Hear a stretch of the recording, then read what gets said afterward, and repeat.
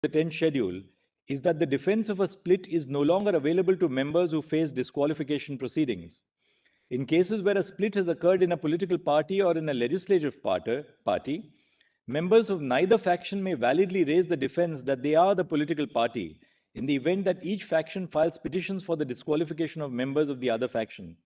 The defense sought to be availed of must be found within the 10th schedule as it currently stands. The deletion of paragraph 3 impacts the proceedings under paragraph 2(1)(b) as well. When there are two whips appointed by two or more factions of the political party, the Speaker, as held in the preceding section of the judgment, decides which of the two whips represents the political party. Thus, the adjudication of the Speaker on whether a member must be disqualified under paragraph 2(1)(b) would also depend on the decision of the Speaker recognizing one of the two or more whips. We accordingly answer the question referred to us as noted in paragraph 32F of the judgment.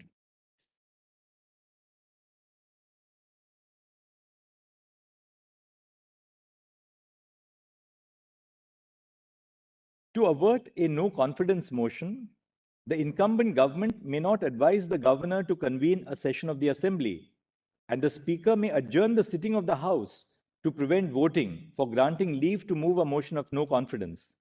If the Speaker and the government attempt to circumvent a no confidence motion, the governor would be justified in exercising the power under Article 174 without the aid and advice of the Council of Ministers. Now we have dealt with the role of the governor in the present case. The petitioners have urged that the governor was not justified in reaching the conclusion that he did on the basis of the resolution dated 21 June 2022 because 1. The 34 MLAs belonging to the Shiv Sena did not express their intention to exit the Maha Vikas Aghadi government, and 2. The MLAs who signed the resolution constituted a faction of the SSLP. Although the resolution dated 21 June 2022 specifies that some MLAs of the SSLP were dissatisfied with the functioning of the MVA government, it does not record their intention to withdraw support from the government. Among the 34 MLAs who signed the resolution dated 28 June 2022, a few were also ministers in the government. On the basis of this resolution, the governor concluded that a majority of the Shiv Sena MLAs have given a clear indication that they intend to exit from the Maha Vikas Aghadi government. The assembly was not in session when Mr. Fadnavis and 7 independent MLAs wrote to the governor. However, there was no attempt made by the members of the opposition parties to issue a notice for a no confidence motion against the incumbent government. The governor had no objective material on the basis of which he could doubt the confidence of the incumbent government. The resolution on which the governor relied did not contain any indication that the MLAs wished to exit from the MVA government.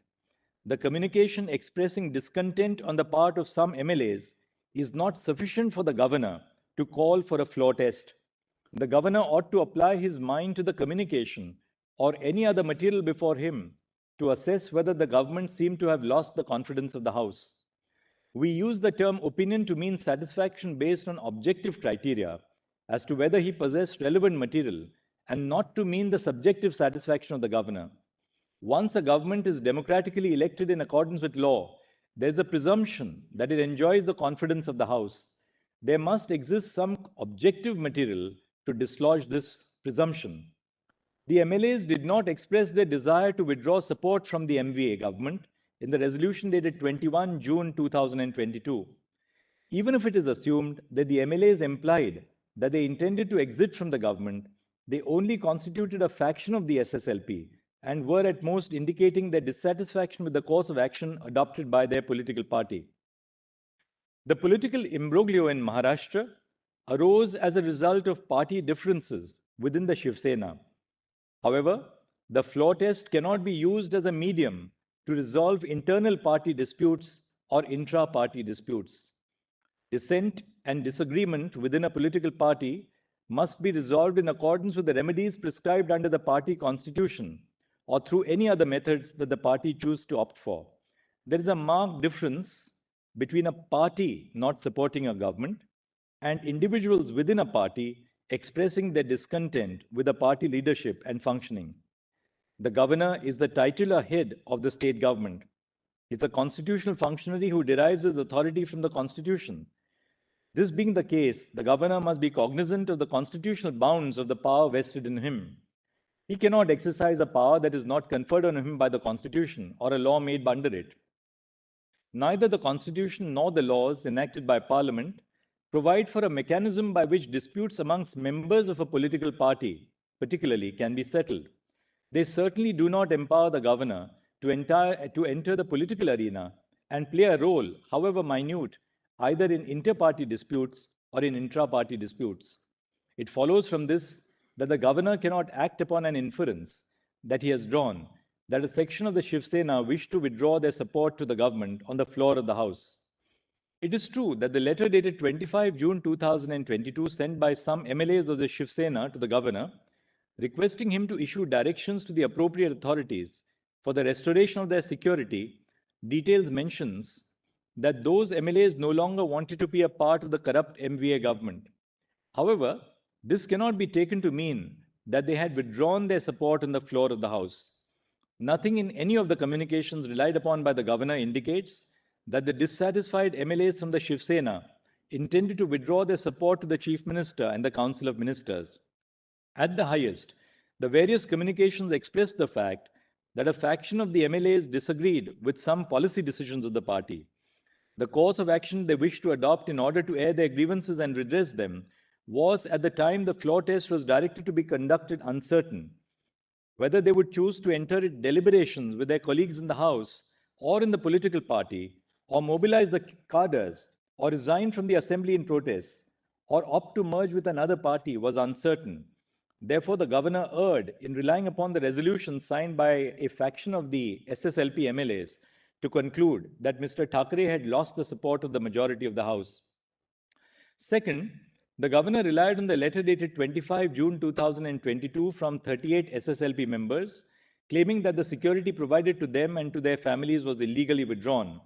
The MLAs claimed that the security was withdrawn to coerce them into continuing to support the MVA government against their free will. Therefore, they demanded the restoration of the security provided to them and to their family members. After receiving the letter, the governor issued directions to the state police to provide adequate protection to the MLAs, the members of their families, and their property. However, the lack of security to the MLAs has no bearing on the question of whether the government enjoys the confidence of the House. The appropriate response of the governor in such cases is to ensure that security that they were lawfully entitled to continues to be provided to them if it has been removed. This was an extraneous reason that was considered by the governor. The third communication that the governor relied on is the letter dated 21 June 2022 addressed by Mr. Eknath Shinde to the Deputy Speaker, stating that the appointment of Mr. Ajay Chowdhury was illegal. The governor may not inquire into or express an opinion on the validity of proceedings of the legislature. that is exclusively within the domain of the legislature itself, or in certain circumstances, discussed in the previous segment of this judgment, within the domain of courts. The discretionary power of the governor under Article 163 of the Constitution is limited to situations where a constitutional provision expressly provides it, or where the Constitution cannot be construed otherwise than to grant such discretion. Hence, the governor ought not to have relied on the letter dated 21 June 2022. In any event, the contents of the letter did not indicate anything to suggest that the then Chief Minister, Mr. Thackeray, had lost the confidence of the House. Finally, the governor relied on the letters written by Mr. Fadnavis and 7 independent MLAs, calling upon him to direct Mr. Thackeray to prove his majority on the floor of the House. First, both Mr. Fadnavis as well as the 7 MLAs could have well moved a motion of no confidence. Nothing prevented them from doing so. Second, a request by some MLAs for a direction to the Chief Minister to prove his majority does not, taken alone, amount to a relevant and germane reason to call for a floor test. There must be some objective material in addition to a mere request to call for a floor test. In the present case, the governor did not have any objective material before him to indicate that the incumbent government had lost the confidence of the House and that he should call for a floor test. And the exercise of discretion by the governor in this case was not in accordance with law. Now, on relief. Relying on Bommai and Nabam Rebia, the petitioners argue that this court has the power to restore the status quo ante and rule that the government with Mr. Thackeray as its chief minister is to be reinstated. However, this argument does not account for the fact that Mr. Thackeray did not face the floor test on 30 June 2022 and submitted his resignation. This court cannot quash a resignation that has been submitted voluntarily. Had Mr. Thackeray refrained from resigning from the post of the Chief Minister, this court could have considered the grant of the remedy of reinstating the government headed by him. The order of this court dated 29 June 2022 held that the outcome of the trust vote to be conducted on 30 June 2022 shall be subject to the final outcome of this batch of petitions. Since the trust vote was not held, the question of it being subject to the final outcome of these petitions does not, therefore, arise.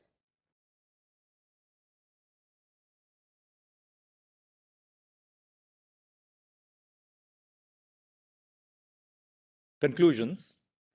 In view of the discussion above, the following are our conclusions. A. The correctness of the decision in Nabam Rebia is referred to a larger bench of 7 judges. B. This court cannot ordinarily adjudicate petitions for disqualification under the 10th schedule in the first instance. There are no extraordinary circumstances in the instant case that warrant the exercise of jurisdiction by this court to adjudicate the disqualification petitions. The Speaker must decide the disqualification petitions within a reasonable period. C. An MLA has the right to participate in the proceedings of the House regardless of the pendency of any petitions for their disqualification. The validity of the proceedings of the House in the interregnum is not subject to the outcome of the disqualification petitions. D. The political party and not the legislature party appoints the whip and the leader of the party in the House. Further, the direction to vote in a particular matter the direction to vote in a particular manner or to abstain from voting is issued by the political party and not the legislature party. The decision of the Speaker, as communicated by the Deputy Secretary to the Maharashtra Legislative Assembly dated 3 July 2022, is contrary to law. The Speaker shall recognize the whip and the leader who are duly authorized by the Shiv Sena political party with reference to the provisions of the party constitution after conducting an inquiry in this regard and in keeping with the principles discussed in this judgment. E. The Speaker and the Election Commission of India are empowered to concurrently adjudicate on the petitions before them under the 10th schedule and under paragraph 15 of the symbols order respectively. F.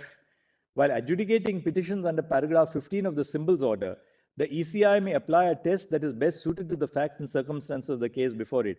G.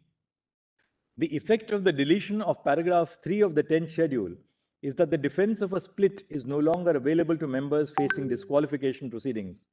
The Speaker would prima facie determine who the political party is for the purpose of adjudicating disqualification petitions under paragraph 2(1) of the 10th schedule, where 2 or more factions claim to be that political party. H.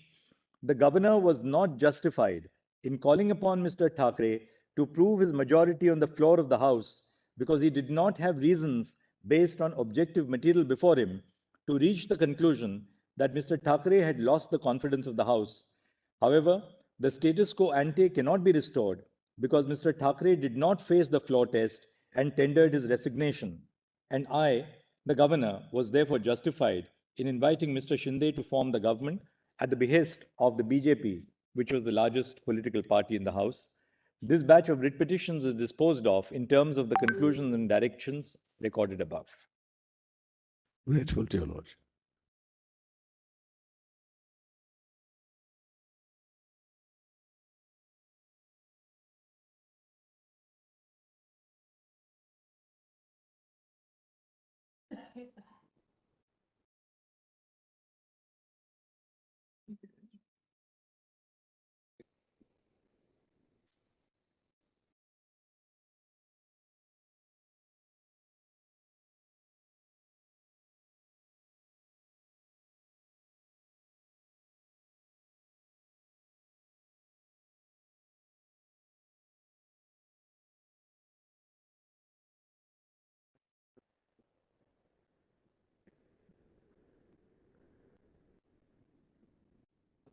Immediately.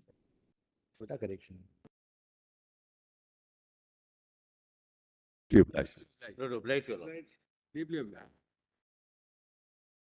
Thank you for all your assistance. You must thank the members of the bar. Really, You can never rise very above the patient thoughts of hearing. which we come. Thank you. Thank you.